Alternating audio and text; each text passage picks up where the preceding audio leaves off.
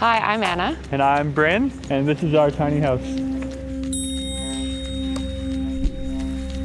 This video is sponsored by Barner. Click the link in the description and use offer code FLORB10 for 10% off your high-quality blue light blocking glasses today.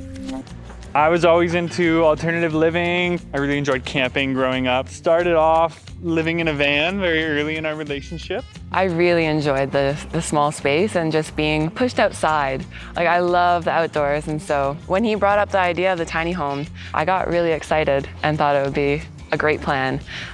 So I was fully on board. We knew the first problem we're gonna have to figure out is where we were gonna build it. And so we just put it on Facebook and sort of asked in general. Within half an hour of that Facebook post being up, the owners of this property, who were good friends of ours, reached out to us. And so yeah, we spent the entire summer planning and saving money and designing the whole house. We live on Vancouver Island, so it gets very wet in the winter, and I wanted to get it to lock up, at least get it sealed before the winter hit. Besides that, I don't know, like the building process went pretty smooth. We had lots of people to help. I didn't have a ton of building experience beforehand, just a little bit. We built all throughout the winter, finished it in June of 2020. We were gonna try to do it for $24,000, but it ended up being around $30,000. So we went about $6,000 over. There was only like one person on the island that we could find a trailer from. We were gonna try to source one used off the start, but found that was really difficult. So we bought this trailer from somebody who makes them for tiny houses, and so it's really easy to work around. I actually built out a bus with a friend of mine a couple years ago in Colorado. The biggest gripe I had was how curved and awkward everything is, and so it's really nice and easy building everything square. So having square fenders and things like that makes the build process a lot easier. Simple. Yeah. This is me and Anna's tiny house. It's 20 feet long, 13'4" high by 8.5 wide. Originally, I just wanted to do a 16-foot tiny house, and then Anna eventually convinced me to do a 20-foot. It's a 312 pitch roof, and so it sheds snow decently well. It's a standing seam, interlocked roof, costs $700. So we ordered that from Home Depot. As well as I have a water and ice shield underlayment. Before I even installed the roofing material and just had that underlay, it was totally waterproof, no water was leaking through. We wanted to have a lot of sort of local wood in the build, as well as really light materials. So between the metal siding and the Western red cedar shakes, it's a really light siding material. This is sort of characteristic to the West Coast too. You see a lot of homes around here that looks like this. The metal siding is actually recycled from a building that was torn down in town. We were able to get it all for free. Western red cedar shakes all came from a local mill here in town, and we were able to buy them sort of wholesale. Came out to $900. A couple of the windows were actually repurposed from Habitat for Humanity or Facebook Marketplace. In the 6 months leading up to the build, we sort of collected items here on the farm and then eventually put them into the house. So there's probably like 10 to 15% recycled materials, if I had to guess. As much as we could, we tried to recycle things, but it takes a lot of time and effort. Right now we're plugged into a wall outlet, so everything runs under 15 amps. I had a proper electrician come and do all the high voltage stuff, and then I did all the low voltage. The pump, lighting, composting toilet, all runs on 12 volts, because eventually I do want to add solar to the whole house, put some batteries in there, everything sort of ready to go in the event that I set it up. The water heater and stove are both propane, and we go through a 20-pound tank like once a month. We have our shower drain here that runs into this long ABS pipe, and then our sink drains into it here. And then we actually have a septic inlet right below the house, so it all just drains away right away. This is how we fill up our water.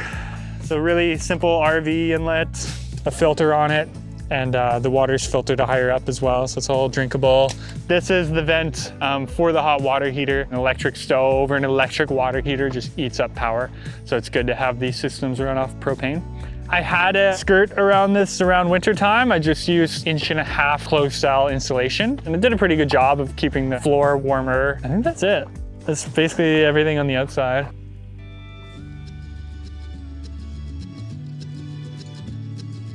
Essentially, like, this whole house was designed on SketchUp. Like, it took me hours and hours on my computer, and I was able to run into mistakes on a computer rather than running into mistakes while building in real life. So I wanted to categorize the different spaces based off movement. People are always standing and moving and active in a kitchen, but when you go to the living room, you want to be able to relax. So we put the door on the side and ensure that movement only happens in the kitchen and the stairs. Anna built this little driftwood feature with our bowl where we can put our wallets and keys and everything. I built a lot of the cabinetry with this burlap material as the backing, and it turned out really nice. And it's also good because it gets good airflow in and out of all the cabinets, which is always good to have good warm air coming in and out.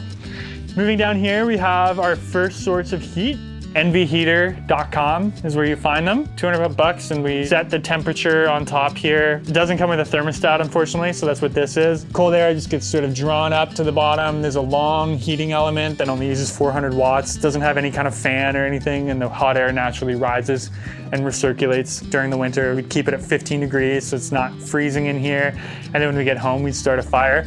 The next thing here is this little foldable desk from IKEA. It's like 50 bucks, folds up. It's a really nice setup, and I got rid of this window trim so that it's a nice, even platform so we can push stuff back. It was really hard to find a couch that would fit in here. Every time I'd find a couch online, I'd digitally put it into SketchUp so that I could see if it could fit in a space, and none of them were working. Right at the end, we found this one from the Brick. It's called the Carter 2-piece sectional. We got it on sale for about 700 bucks, and it works really well.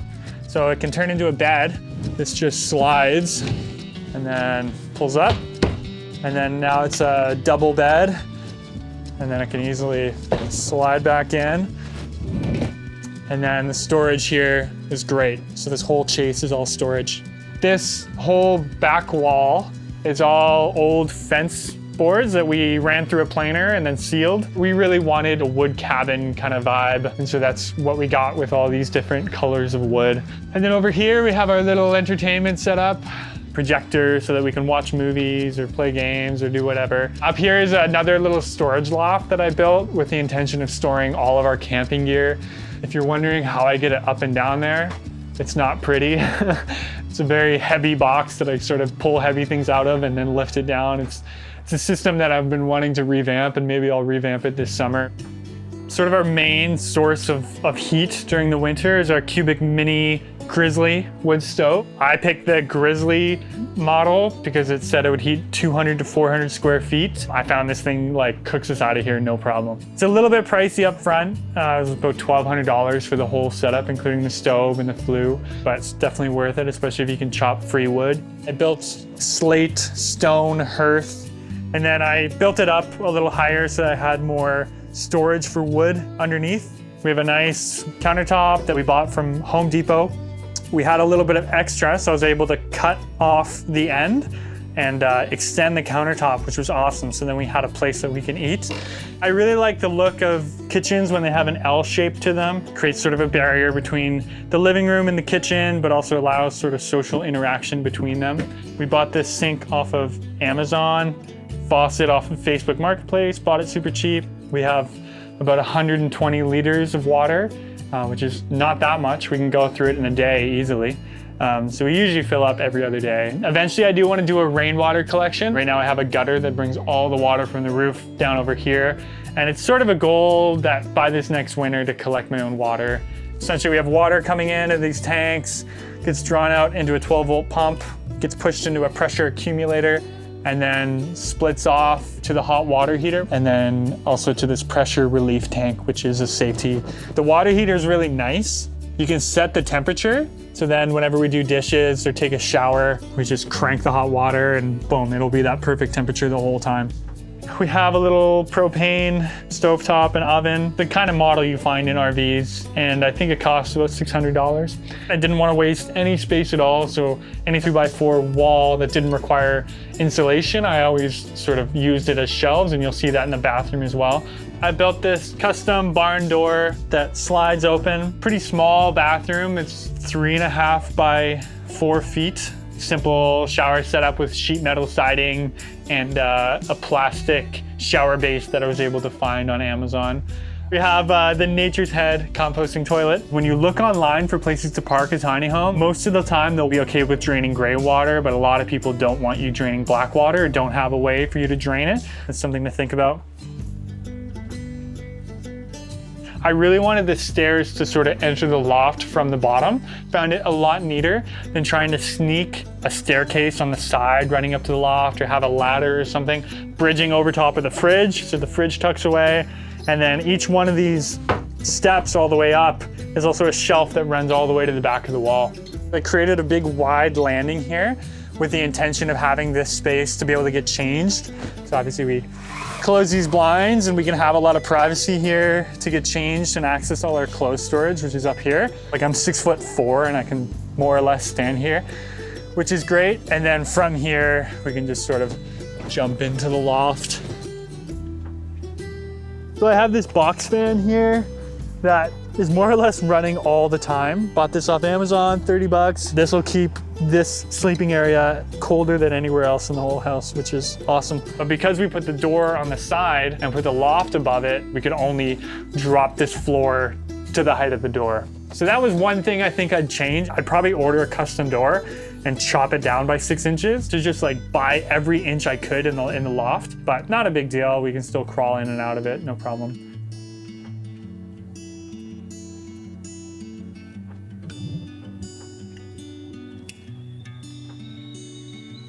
My biggest tip with anything like this for anybody who's nervous about trying to start a tiny house build, building a house like this, I mean, it's really just learning 1,000 little steps more than learning some big mountainous objective of building a house. It's more about learning, you know, what technique do I need to use today to get this certain part of the job done. And if you break it down like that and just slowly tinker away at each problem, it'll all add up to about 1,000 new skills that you'll get. But if you just do it one at a time, it's actually pretty simple. And I mean, that goes for life, right? You don't bite off something more than you can chew. You slowly work away at something, and before you know it, you've made a long journey and you're a lot further away from where you started. And it's better to think like that instead of getting intimidated and giving up on any kind of a dream because you think it's too big for you or out of reach. But to go for it, but just take your time and give yourself grace to make mistakes and slowly learn things. And I feel like that's what we learned a lot through building this house.